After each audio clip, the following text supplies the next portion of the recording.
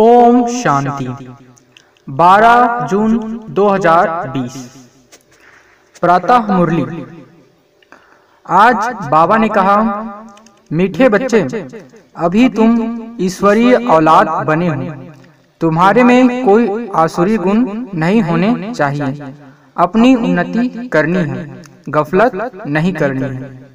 आज का प्रश्न है, आप संगम युगी ब्राह्मण बच्चों को कौन सा निश्चय और नशा है?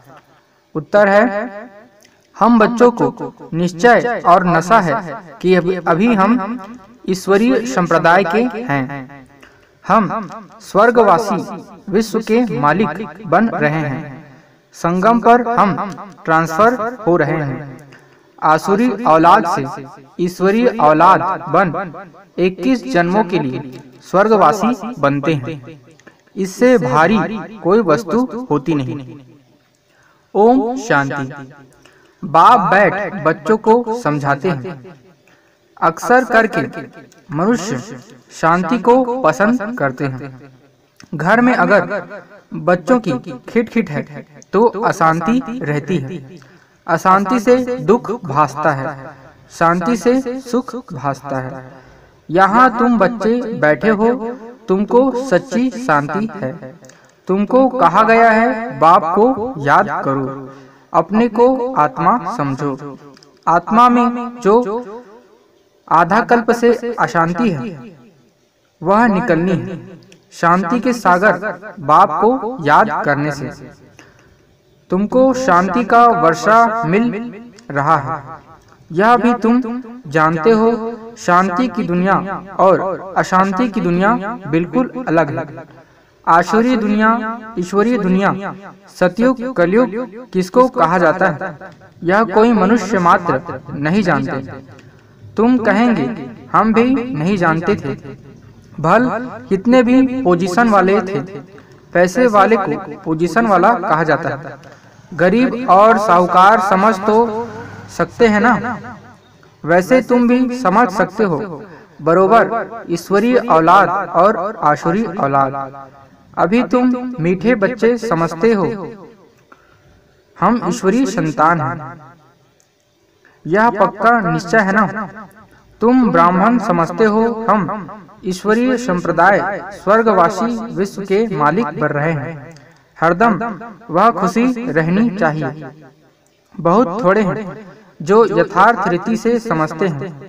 सतयुग में है ईश्वरीय संप्रदाय, कलयुग में है आसुरी संप्रदाय। पुरुषोत्तम संगम युग पर आसुरी संप्रदाय बदली होती है। अभी हम शिव बाबा की औलाद बने हैं, बीच में भूल गए थे। अभी फिर इस समय जाना है कि हम शिव बाबा की संतान हैं।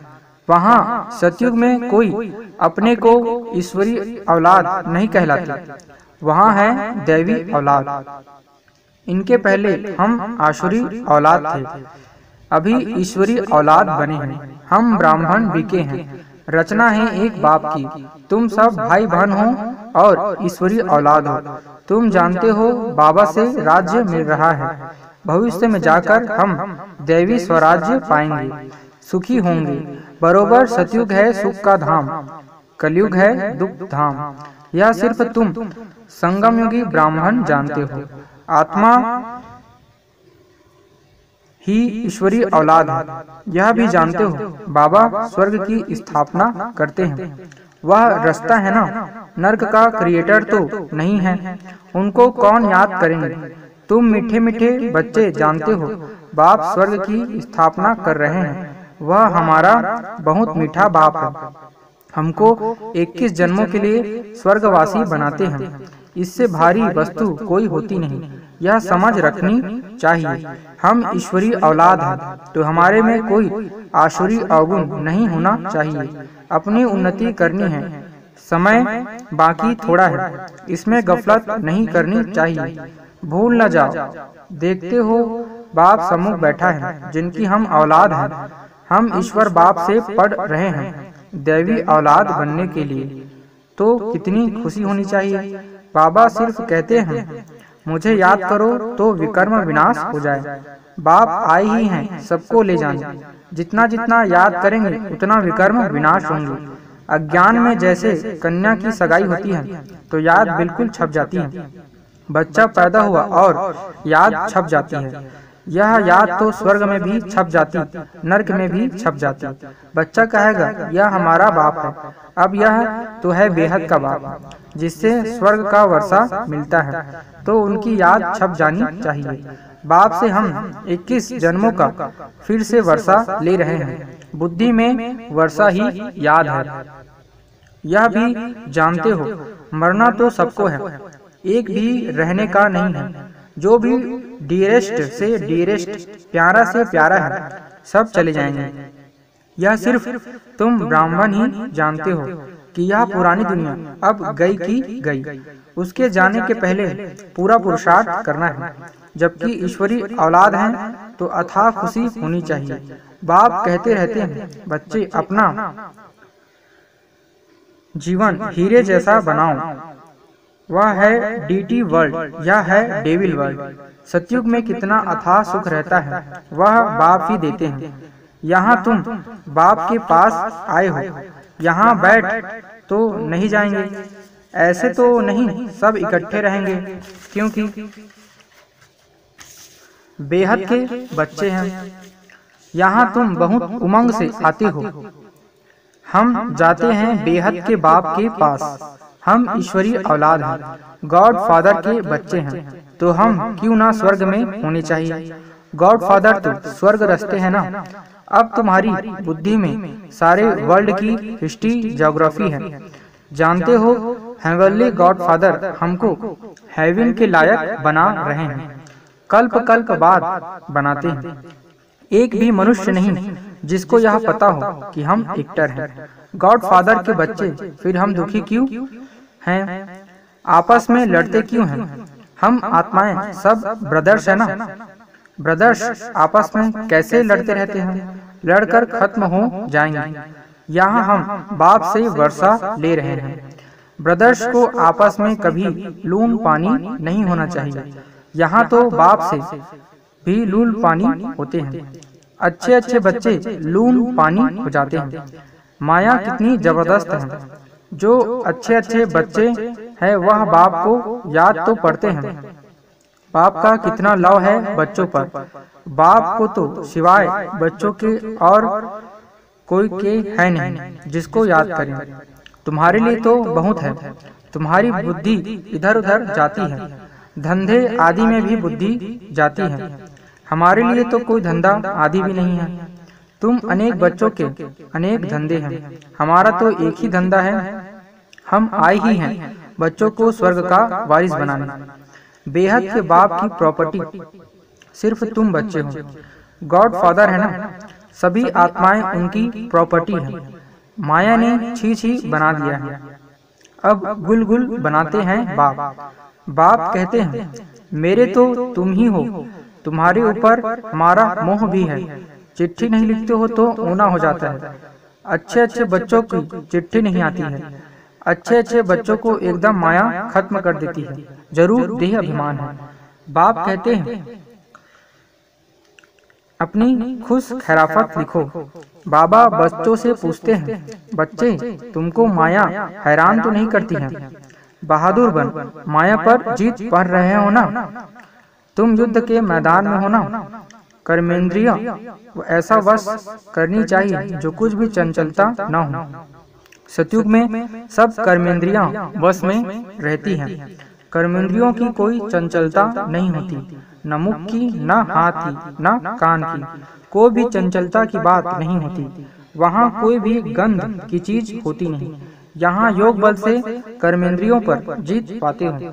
बाप कहते हैं कोई भी गंदी बात नहीं, कर्मेंद्रियों को वश करना है। अच्छी रीति पुरुषार्थ करना है। टाइम बहुत थोड़ा है। गायन भी है, बहुत गई थोड़ी रही, अभी थोड़ी रहती जाती है। नया मकान बनता रहता है तो बुद्धि में रहता है ना, बाकी थोड़ा समय है। अभी यह तैयार हो जाएगा, बाकी यह थोड़ा काम है। वह है हद की बात, यह है बेहद की बात। यह भी बच्चों को समझाया गया है। उन्हों का है साइंस बल, तुम्हारा है साइलेंस बल। है उनका भी बुद्धि बल, तुम्हारा भी बुद्धि बल। साइंस की कितनी इन्वेंशन निकालते रहते हैं। अभी तो ऐसे बॉम्ब्स बनाते रहते हैं जो कहते हैं वहाँ बैठे बैठे छोड़ेंगे तो सारा शहर खत्म हो जाएगा। फिर यह सेनाएं, एरोप्लेन आदि भी काम में नहीं आएंगे। तो वह है साइंस बुद्धि, तुम्हारी है साइलेंस बुद्धि। वह विनाश के लिए निमित्त बने हुए हैं, तुम अविनाशी पद पाने के लिए निमित्त बने हो। यह भी समझने की बुद्धि चाहिए ना। तुम बच्चे समझ सकते हो बाप कितना सहज रास्ता बताते हैं। भल कितनी भी अहिल्याएं कुब्जाएं हों, सिर्फ 2 अक्षर याद करने हैं, बाप और वर्षा। फिर जितना जो याद करे, और संग तोड़ एक बाप को याद करना है।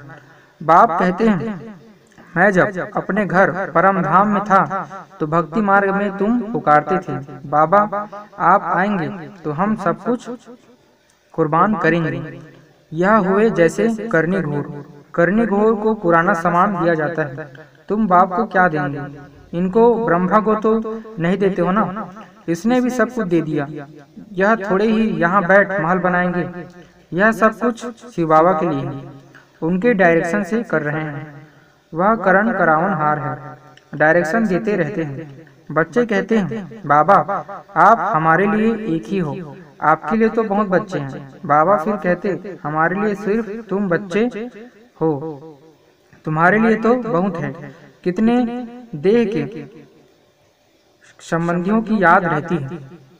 मीठे मीठे बच्चों को बाप कहते हैं। जितना हो सके बाप को याद करो और सबको भुलाते जाओ। स्वर्ग की राजाई का मक्खन तुमको मिलता है। जरा ख्याल तो करो कैसे यह खेल की रचना है। सिर्फ बाप को याद करते हो और सुदर्शन चक्रधारी बनने से चक्रवर्ती राजा बनते हो। अभी तुम बच्चे प्रैक्टिकल में अनुभवी हो। मनुष्य तो समझते हैं भक्ति परंपरा से चली आई है, विकार भी परंपरा से चले आए हैं। इन लक्ष्मी नारायण राधे कृष्ण को भी तो बच्चे थे ना। अरे हाँ, बच्चे क्यों नहीं थे, परंतु उन्हों की कहा जाता है संपूर्ण निर्विकारी। यहाँ है संपूर्ण विकारी। एक दो को गालियां देते रहते हैं। अब तुम बच्चों को बाप श्री सी की मत मिलती है, तुमको श्रेष्ठ बनाते हैं। अगर बाप का कहना नहीं मानेंगे तो फिर थोड़े ही बनेंगे। अब मानो ना मानो, सपूत बच्चे तो फौरन मानेंगे। पूरी मदद नहीं देते हैं तो अपने को घाटा डालते हैं। बाप कहते हैं मैं कल्प कल्प आता हूँ, कितना पुरुषार्थ कराता हूँ, कितनी खुशी में ले आते हैं। बाप से पूरा वर्षा लेने में ही माया गफलत कराती है, परंतु तुम्हें उस फंदे में नहीं फंसना है। माया से ही लड़ाई होती है। बहुत बड़े बड़े तूफान आएंगे, उसमें भी वारिसों पर जास्ती माया वार करेगी।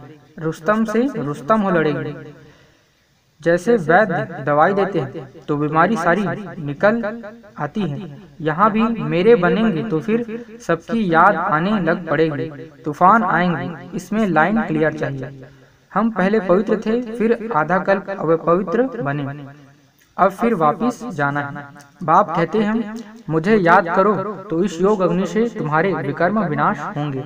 जितना याद करेंगे उतना उच्च पद पाएंगे। याद करते करते तुम घर चले जाएंगे। इसमें बिल्कुल अंतर्मुखता चाहिए। नॉलेज भी आत्मा में धारण होती है ना, आत्मा ही पढ़ती है। आत्मा का ज्ञान भी परमात्मा बाप ही आकर देते हैं। इतना भारी ज्ञान तुम लेते हो विश्व का मालिक बनने के लिए। मुझे तुम कहते ही हो पतित पावन, ज्ञान का सागर, शांति का सागर। जो मेरे पास है वह तुमको सब देता हूँ। बाकी सिर्फ दिव्य दृष्टि की चाबी नहीं देता हूँ, उसके बदले फिर तुमको विश्व का मालिक बनाता हूँ। साक्षात्कार में कुछ है नहीं, मुख्य है पढ़ाई। पढ़ाई से तुमको 21 जन्म का सुख मिलता है। मीरा की भेंट से मैं तुम अपने सुख की भेंट करो। मुख्य है पढ़ाई। पढ़ाई से तुमको 21 जन्म का सुख मिलता है।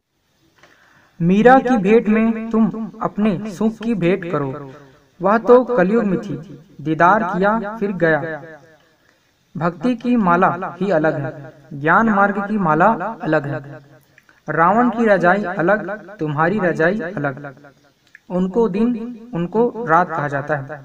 अच्छा, मीठे मीठे सिखलते बच्चों प्रति माता पिता बाप दादा का याद प्यार और गुड मॉर्निंग। रूहानी बाप की रूहानी बच्चों को नमस्ते, और हम रूहानी बच्चों की माता पिता बाप दादा को याद प्यार गुड मॉर्निंग और नमस्ते। धारणा के लिए मुख्य सार है। पहला है, याद के बल से अपनी कर्मेंद्रियां ऐसी वश करनी है जो कोई भी चंचलता न रहे। टाइम बहुत थोड़ा है, इसलिए अच्छी रीति पुरुषार्थ कर मायाजीत बनना है। दूसरा है, माँ बाप जो ज्ञान देते हैं उसे अंतर्मुखी बन धारण करना है। कभी भी आपस में लून पानी नहीं होना है। बाप को अपनी खुश खैराफत का समाचार जरूर देना है। वरदान, हर आत्मा को भटकने व भिखारीपन से बचाने वाले निष्काम रहमदिल हो। जो बच्चे निष्काम रहमदिल हैं, उनके रहम के संकल्प से अन्य आत्माओं को अपनी रूहानी रूह व रूह की मंजिल सेकंड में स्मृति में आ जाएगी। उनके रहम के संकल्प से भिखारी को सर्व खजानों की झलक दिखाई देगी। भटकती हुई आत्माओं को मुक्ति व जीवन मुक्ति का किनारा व मंजिल सामने दिखाई देगी। वे सर्व के दुख हरता सुख करता का पाठ बजाएंगे। दुखी को सुखी करने की युक्ति वह साधन सदा उनके पास जादू की चाबी के मुआफिक होगा। आज का स्लोगन है, सेवाधारी बन निस्वार्थ सेवा करो तो सेवा का मेवा मिलना ही।